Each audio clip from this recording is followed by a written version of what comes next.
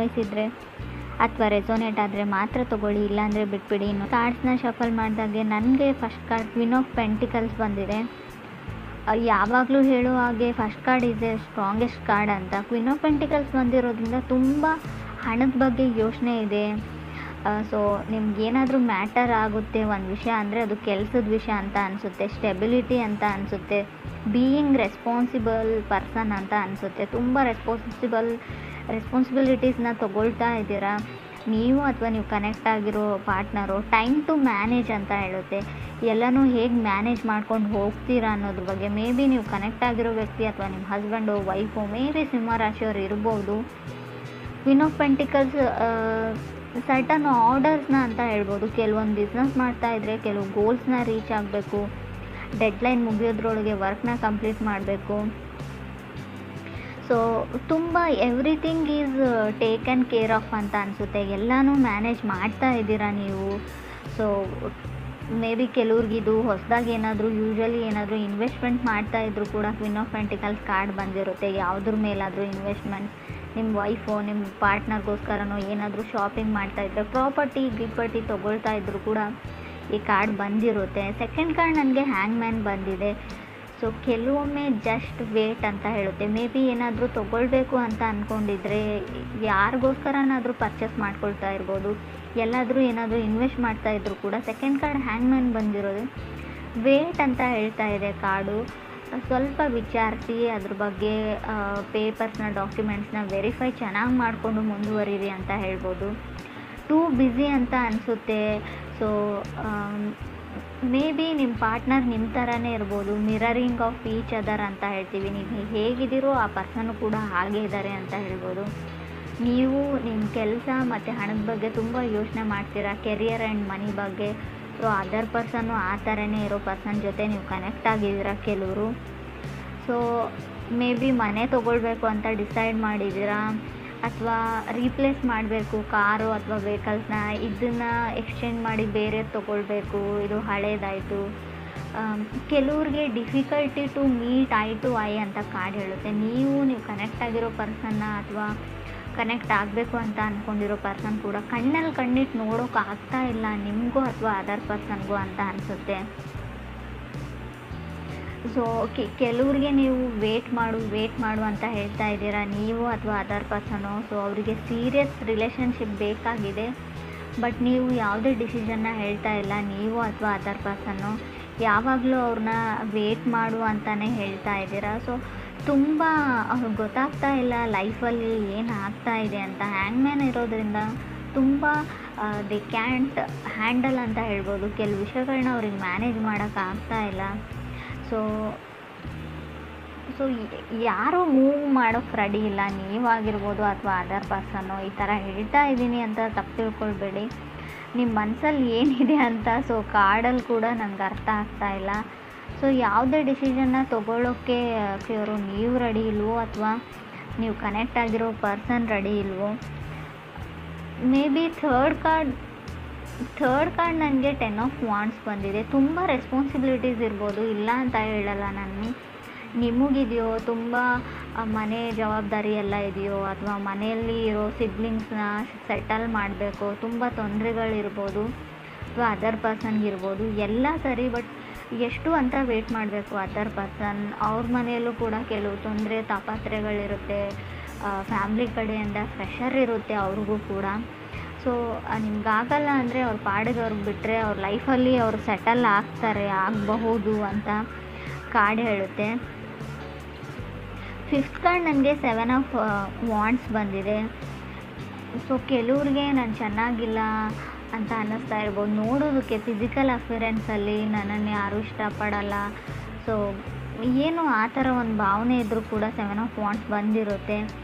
So other people ಪೊಸಿಷನ್ಗೆ fight ಮಾಡ್ತಾ ಇರ್ಬೋದು, ನನಗೆ ಸಿಗ್ತಾ ಇಲ್ಲ.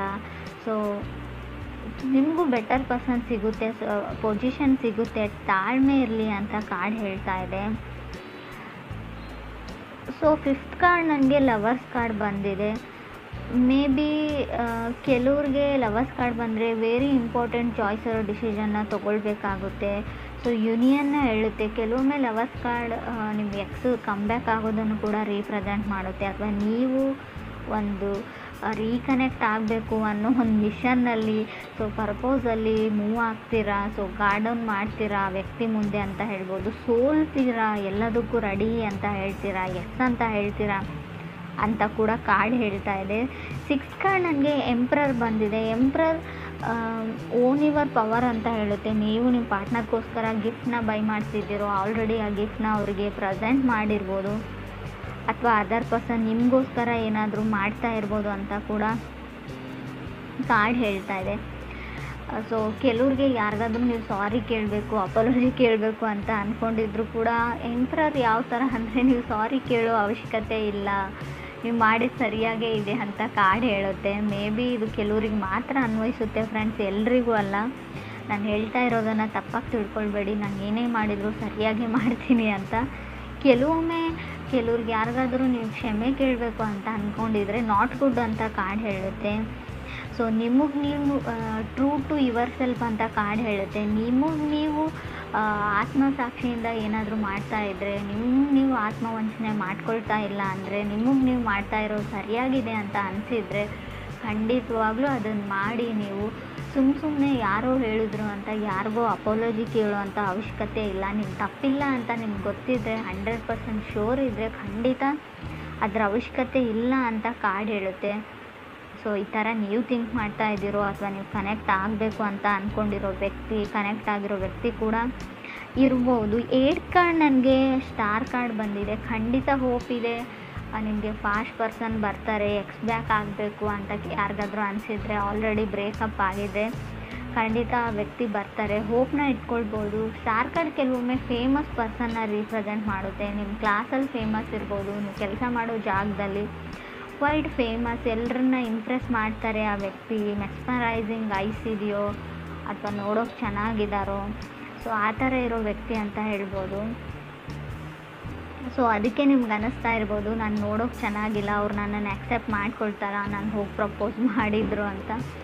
ಆ ಥರ ಡೌಟ್ ಇರ್ಬೋದು. 9th ಕಾರ್ಡ್ ನನಗೆ 9 ಆಫ್ ವಾಂಡ್ಸ್ ಬಂದಿದೆ. 9 ಆಫ್ ವಾಂಡ್ಸ್ ಇನ್ಸ್ಪಿರೇಷನ್ ಕಾರ್ಡ್ ಅಂತ ಹೇಳ್ತೀವಿ. ನೀವು ಯಾರನ್ನಾದರೂ ಇನ್ಸ್ಪೈರ್ ಮಾಡ್ಬೋದು, ಅಥವಾ ನೀವೇ ಇನ್ಸ್ಪೈರ್ಡ್ ಆಗ್ಬೋದು ಎಲ್ಲಿಂದಾದರೂ ಅಂತ ಅನಿಸುತ್ತೆ. ಗುಡ್ ಲಕ್ ಅಂತ ಹೇಳ್ಬೋದು. 9 ಆಫ್ ವಾಂಡ್ಸ್ ಮೇ ಬಿ ಸ್ವಲ್ಪ ಒಂಟಿಯಾಗಿರಬೇಕಾಗುತ್ತೆ. 9 ಆಫ್ ವಾಂಡ್ಸ್ ಬಂದರೆ ಯಾರೂ ನಿಮಗೆ ಸಾಥ್ ಕೊಡೋಲ್ಲ. ಕೆಲಸ ಮುಗಿದು ಸಕ್ಸಸ್ ಆದಮೇಲೆ ತುಂಬ ಜನ ನಿಮ್ಮ ಜೊತೆಗಿರ್ತಾರೆ, ಬಟ್ ಆ ಕೆಲಸನ ಕಂಪ್ಲೀಟ್ ಮಾಡೋದ್ರಲ್ಲಿರೋ ಸ್ಟ್ರಗಲಲ್ಲಿ ಯಾರೂ ನಿಮಗೆ ಸಪೋರ್ಟ್ ಮಾಡಲ್ಲ ಅಂತ ಅನಿಸುತ್ತೆ ನನಗೆ. ಕಾರ್ಡ್ ಕೂಡ ಅದನ್ನೇ ಹೇಳ್ತಾ ಇದೆ. ಕೆಲವರು ತುಂಬ ಕ್ರಿಯೇಟಿವ್ ಆಗಿ ಏನೋ ಬಿಲ್ಡ್ ಮಾಡ್ತಾಯಿದ್ರು ಕೂಡ 9 ಆಫ್ ವಾಂಡ್ಸ್ ಬಂದಿರುತ್ತೆ. ಲವ್ ಲೈಫ್ ರೀಡಿಂಗ್ ಆಗಿರೋದ್ರಿಂದ ನಿಮ್ಮ ಪಾರ್ಟ್ನರ್ ಸಪೋರ್ಟ್ ಸಿಗೋದು ಕಮ್ಮಿ, ಕೆಲವ್ರಿಗೆ ಸಿಗ್ತಾ ಇಲ್ಲ, ನಿಮ್ಮನ್ನು ಅವ್ರು ನಂಬ್ತಾ ಇಲ್ಲ ಅಂತ ಹೇಳ್ಬೋದು.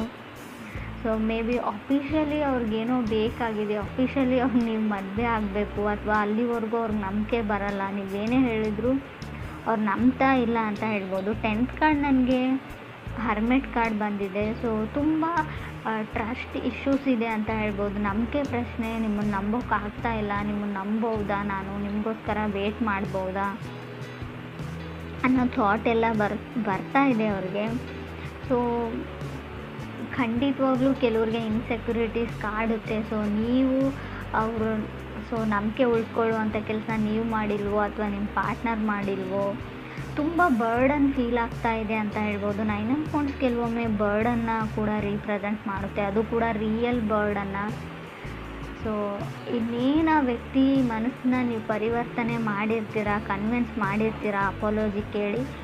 ಸಡನ್ನಾಗಿ ಅವ್ರು ನೀವು ಹಾಕಿರೋ ಎಫರ್ಟ್ಸ್ನೆಲ್ಲ ಬಿಟ್ಬಿಟ್ಟು ಮತ್ತೆ ಹಳೇ ಹರ್ಟ್ ಕಡೆ ಹೋಗಿಬಿಡ್ತಾರೆ. ನೀವು ಹಾಗೆ ಹೇಳಿದ್ರಿ ನನಗೆ, ಹೀಗೆ ಮಾಡಿದ್ರಿ ನನಗೆ, ಅದು ಹಳೇದನ್ನು ಅವ್ರು ಬಿಡ್ತಾ ಇಲ್ಲ. ನೀವು ಹೊಸದಾಗಿ ಏನೇ ಎಫರ್ಟ್ ಹಾಕಿದ್ರು ಕೂಡ, ಏನೇ ಟ್ರೈ ಮಾಡಿದರೂ ಕೂಡ ಅವ್ರ ಮನಸ್ಸು ಆ ಕಡೆನೇ ಹೋಗುತ್ತೆ, ಫಾಸ್ಟ್ ಕಡೆಗೆ ಅಂತ ಹೇಳ್ಬೋದು.